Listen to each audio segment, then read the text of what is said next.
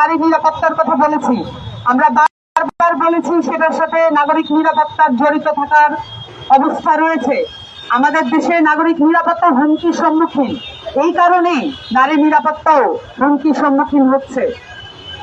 নাগরিক হিসেবে আমাদের দেশের মানুষ যে মর্যাদা পাওয়ার কথা, সেই মর্যাদা 53 বছরে কখনোই অর্জন করার জন্য কোনো পদক্ষেপ গ্রহণ করা হয়নি।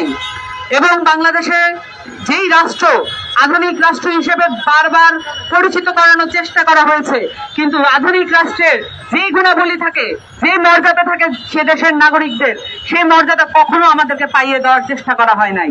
বরঞ্চ এই মর্যাদাকে কিভাবে হানি করা যায় সংকাঠামোর মধ্যে দিয়ে সেই প্রচেষ্টা করা হয়েছে। সেটার পরিপ্রেক্ষিতে আমরা যখন মাগুরায় 8 বছরের একটি নারী শিশুকে ধর্ষণের শিকার হতে দেখি এবং সেটার পরিপ্রেক্ষিতে সেটার বিচার পাওয়ার জন্য আমাদেরকে এখনো রাস্তায় খেদিয়ে মরতে হয়, সেটাই বলা যায় যে অভ্যুত্থানে যে ফ্যাসিস্ট কাঠামোর বিলোপের কথা আমরা বলেছিলাম, সেই ফ্যাসিস্ট কাঠামো এখনো বিলোপ হয় নাই। আমাদেরকে এই কাঠামো বিলোপের জন্য ধারাবাহিক লড়াইয়ের প্রয়োজন আছে এবং এই ধারাবাহিক লড়াইয়ের মধ্যে আমাদের নারীরা সংযত আছেন এবং আমাদেরকে অসংযত হতে বাধ্য করবেন না। আমরা মনে করি নাগরিক মর্যাদার সাথে নারীর মর্যাদা এবং নারীর নিরাপত্তা জড়িত করে এটাকে আইনগতভাবে স্ট্যাবলিশ করা হোক, আইনগতভাবে এটাকে প্রতিষ্ঠা করা হোক। কোনো ধরনের প্রশ্নবিদ্ধ আইন দিয়ে নারীর নিরাপত্তা নিশ্চিত করা যাবে না। নতুন করে আইনগুলোকে ঢালাওভাবে সাজাতে হবে, যাতে করে বাংলাদেশের মানুষের জন্য, বাংলাদেশের নারীদের জন্য, বাংলাদেশের প্রান্তিক জনগোষ্ঠীর জন্য, বাংলাদেশের দলিত হরিজনদের জন্য আমরা সার্বক্ষণিক নিরাপত্তার ব্যবস্থা করতে পারি। এ কারণে আমাদের যেই ধারাবাহিক সংগ্রাম আছে, নারীদের যেই ধারাবাহিক সংগ্রাম আছে, সেটাকে অস্বীকার করার কোনো উপায় নাই। অভ্যুত্থানের প্রত্যেকটি ধাপে ধাপে নারীরা তাদের যে ভূমিকা দেখিয়েছেন, তারপরও অভ্যুত্থানের পরে আমরা দেখতে পাচ্ছি এটাকে অস্বীকার করার পায়তারা চলছে। নারীদের ভূমিকা শুধুমাত্র নারীদেরকেই বলতে হবে, এই জায়গা থেকে আমাদেরকে সরে আসতে হবে।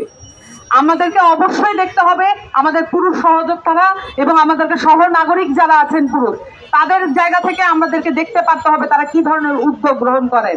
এবং সেই সাথে রাষ্ট্রীয় কাঠামোর জায়গা থেকে আমাদেরকে সজাগ এবং সচেষ্ট থাকতে হবে, যাতে এই কাঠামো আমাদের সাথে প্রতারণামূলক আর কোনো আচরণ করতে না পারে। এবং সেই সাথে আমরা আমাদের এই রাষ্ট্র পুনর্গঠনের যে স্বপ্ন দেখতে চাচ্ছি, সেই সাথে এইখানে যে রাজনৈতিক জায়গাগুলো আছে, নারীদেরকে এখানে নেতৃত্ব হিসেবে উঠে আসার জন্য, ঘুরে দাঁড়ানোর জন্য যে জায়গাগুলো করে দেওয়া প্রয়োজন, সেটার পুরো উল্টো দিকে পুরো রাজনৈতিক কাঠামো চলছে, পুরো রাজনৈতিক সিস্টেম এটার উল্টো দিকে চলছে। আমাদের নারী নেতৃত্ব তৈরি করার জন্য সংরক্ষিত আসন কোনো ধরনের ভূমিকা রাখবে না। তবে সংরক্ষিত আসনের যেই ভূমিকাগুলো আছে, সেটাকে কিভাবে ইলেকটোরাল জায়গা থেকে আমরা ধারণ করতে পারি বা আমরা সেই জায়গায় যেতে পারি, সেখান থেকে আমাদেরকে চিন্তা করতে হবে। এবং সর্বোপরি আমাদের রাজনৈতিক, সামাজিক এবং রাষ্ট্রীয় জায়গা থেকে নারীদের নিরাপত্তা, নারীদের সুযোগ এবং নারীদের নেতৃত্ব তৈরি করার জন্য যেই পদক্ষেপ নেওয়া প্রয়োজন আসুক গতিতে, সেই পদক্ষেপ নেওয়ার জন্য উদ্যোগী হতে হবে।